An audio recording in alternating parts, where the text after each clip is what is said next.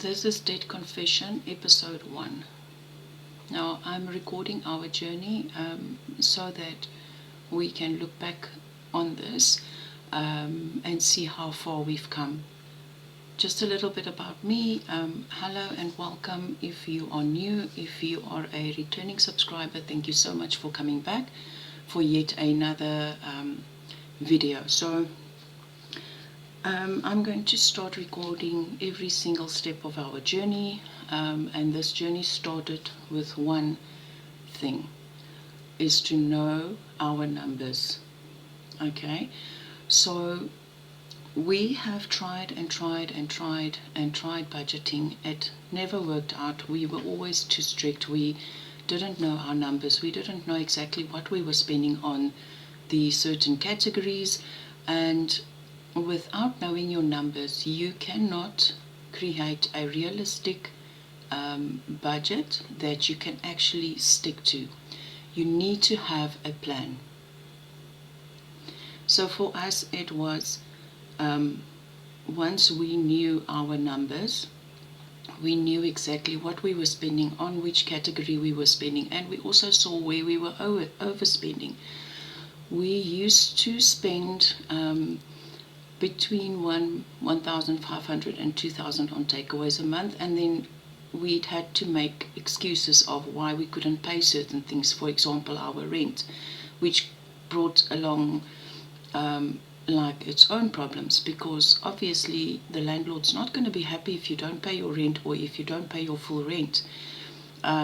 We couldn't pay or buy electricity, we couldn't buy water, etc., etc. So the list goes on and on and on, and you find yourself being stressed, you find yourself being overwhelmed, being just completely and utterly frustrated with your financial situation. And most of the time, it's not a fact of like you need more money. You just need to learn how to manage your money properly. As God says in His Word, we have to be good stewards of the little He gives us. Because how can you expect Him to trust you with more if you cannot even manage the little you get properly, right? And this was a huge eye-opener for us. Ultimately, I am the one working with the finances in our household. So a little bit of a backstory about me so that you guys can get to know me as well. During COVID, both of us lost our jobs. We had a house at the time, our first house that we ever bought. And they were talking about you have a 6-month or so relief from paying your bond. And I didn't know, because I didn't investigate and I didn't ask questions, that you had to contact the bank to ask them, to request for them, explain your situation and request for the relief. I thought in my mind that it was applied automatically because it's COVID, people are losing their jobs, people's salaries are being cut. So at the end of the day, when we lost our jobs, we didn't know which way to go. My husband was in construction, and I was at the time working for an export company, fisheries and so on. Then his previous employer, which was the construction company, gave him all the necessary tools and equipment and stuff for us to start our own thing. At the time we had a car. We were driving a Nissan Sentra, very reliable. We had just bought it earlier that year, and we were building this business with this car. We didn't have a trailer, we didn't have a bakkie, so we got roof racks on top of the roof, and here we go, we are building this construction business. Luckily, most of the companies that we got our building material and stuff from delivers directly to the site for you, so that's actually like a bonus. So the following year, 2021, on the morning of 30 June, I was in a head-on collision with this car, and my two daughters were with me in the vehicle, and afterwards, when I was lying in hospital waiting for x-rays and stuff, I just kept thinking. I remember I was thinking, and I was just talking to God and just crying. And now everything is sore. I had 2 broken ribs. It was just hectic, and I was saying, God, how are we going to provide for our family now, seeing that our tool of trade has now been destroyed? Now, just rewind a little bit from there.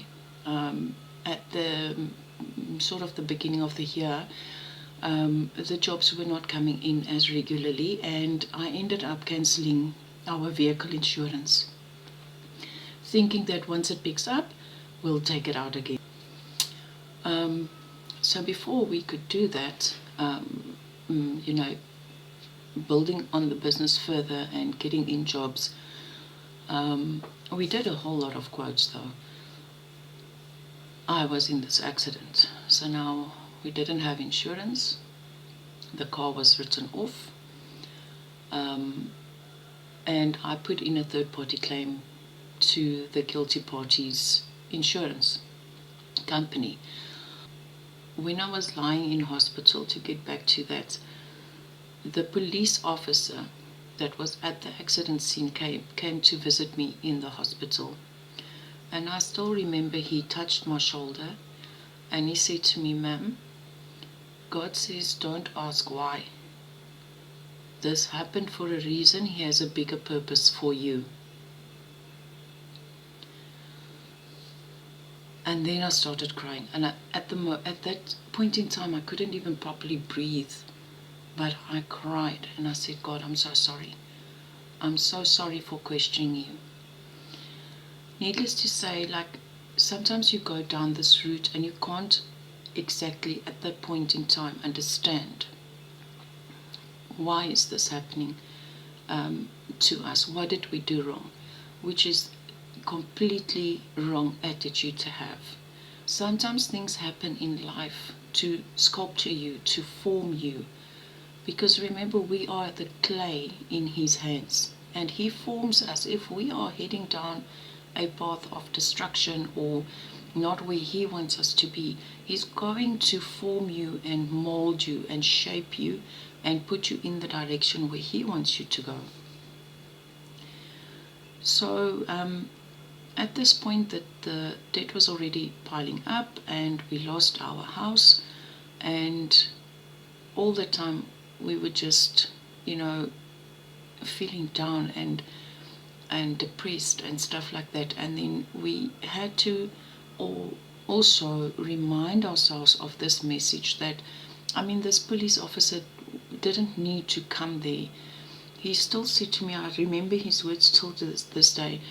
He said to me, he's so busy, but he had to come because God gave him this message to give to me. And I still said to him, but how am I going to take care of my kids? That was our tool of trade. That is how we earned an income. And he says, God says not to worry. Now, us being human, obviously when you see this stuff happening around you, you start panicking, you start this and that and all of the things. And it took losing everything to realize, hey, I need to put my faith in the Lord. That is where my power comes from, that is where my guidance comes from. And we were literally going to live on the streets. A friend of ours in Limpopo, he gave us, now at the time we were in the Eastern Cape, so in Limpopo, he offered us a place to stay. He helped us to get back on our feet.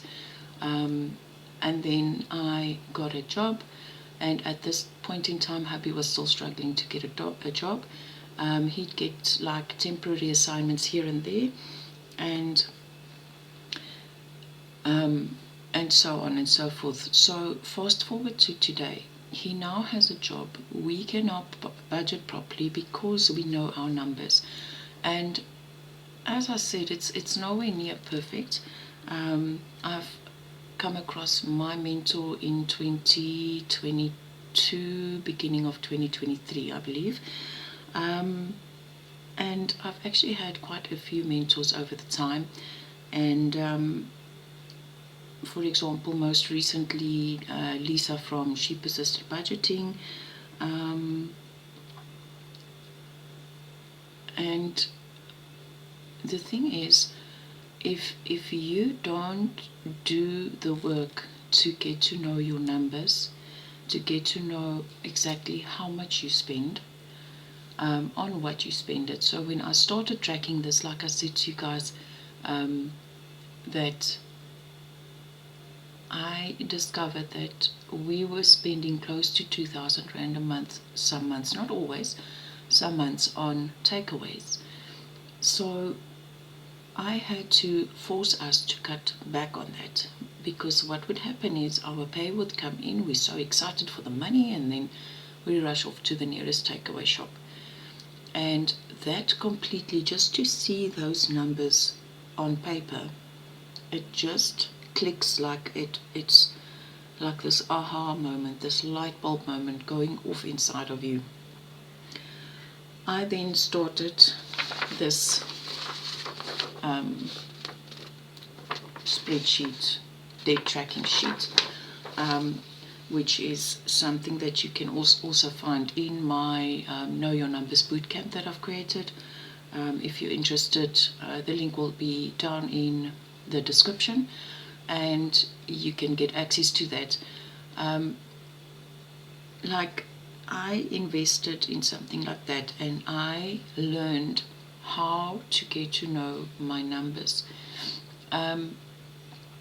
Once you know this, you can draft something like this debt payoff tracker. You can stick to your payments, your minimum payments, because that's something that I skipped. And that's one of the reasons that the debt started piling up, and the debt collectors started calling and knocking on the door, and you just get so frustrated that you don't know which way to run. Instead of, okay, how can I get this to be better? How can I be better at managing my finances? And as I've recently also learned, is to ask God for the wisdom. Ask Him for the wisdom and insights into what you are doing wrong, and He will guide you. Invest in yourself, invest in yourself, like my Know Your Numbers bootcamp, which will teach you exactly the steps that I followed to get to this point. Now, I went from being frustrated and totally feeling overwhelmed when it gets to payday. Like, guys, I cannot tell you how anxious I got when it got to payday, because I knew money comes in and a day or two later it's gone. All right, but now I feel so calm. Payday comes and I'm calm and relaxed, and I have, by the time the money hits the bank, I've already done our budget for the month, and I know exactly what to do. Now, as I said, we know we're near perfect. We're still on a debt payoff journey. We are still on a journey to build our savings. I believe I deleted the photo now, but I'll see if I can put the photo of our savings up on the screen. Sometimes my phone doesn't allow me to do things like that for some reason, but we have started building up an emergency fund, and this month was a bit tight because hubby had a dental emergency. Like, he couldn't sleep, he had so much pain. I felt so sorry for him. We then got a dentist that fixed it for him, and it's money, guys. But if we didn't have a little bit of savings, then we would have to take that whole amount out of our budget, which we cannot afford. And that causes a person to go further and further back into debt. You either swipe a credit card again, you take out a loan, whatever the case may be. And that is just because you're not building your savings. Now, I'm not saying put 1,000 Rand a month aside, or even 500 if you cannot afford it. Start small. but just start and be consistent. Those are my two biggest tips for you today. Start small with your savings on an amount that you can afford, and just be consistent. Every single month, review it, see if you can put a little bit more. If you can't, it's fine. Keep going with that amount, whether it's 100 Rand, whether it's 200 Rand, doesn't matter.